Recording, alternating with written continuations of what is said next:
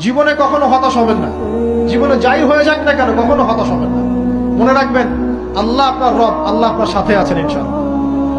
এই সমাজ আপনাকে যেভাবে শেখায়, কিভাবে শেখায়, এই যে স্কুল, কলেজ, ইউনিভার্সিটি, চাকরি, বিয়ে, সন্তান প্রতিপালন, আর তারপর ইন্না লিল্লাহি ওয়া ইন্না ইলাইহি রাজিউন, এই তো শেখায় নাকি?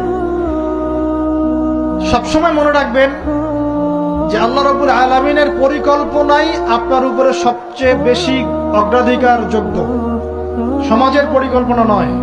পরিবার আপনাকে চাপ দিচ্ছে, চাকরি পাস না, পড়াশোনা করিস না, হ্যাঁ পড়াশোনায় কেন তুই 80 নম্বর পাইলি না, কেন চান্স পেলি না, কবে চাকরি পাবি, কবে আমাদেরকে দেখবি, খাওয়াবি, পড়াবি, এই যে চাপগুলো চারপাশ থেকে আসে কিনা, এতে করে অনেক যুবক দেখা যায় মাদকাসক্ত হয়, অনেকে দেখা যায় আত্মহত্যা করছে, ইদানিং করছে কিনা ভাই? এই শব্দটা থেকে আমি এই পয়েন্টটা আজকে লিখেছিলাম যে ভুলেও আল্লাহর প্রতি বিশ্বাস এবং তাওয়াক্কুল হারাবেন না। সমাজ যেভাবে শেখায়, সমাজ চারপাশে যে চাপ আপনাকে দিচ্ছে, এই চাপে নিজে গা ভাসিয়ে দিবেন না। আপনি আল্লাহর কাছে দোয়া করবেন, আল্লাহর কাছে পথ চেয়ে নিবেন এবং আল্লাহর প্রতি তাওয়াক্কুল ভরসা করবেন। কখনো আত্মহত্যার পথ বেছে নিবেন।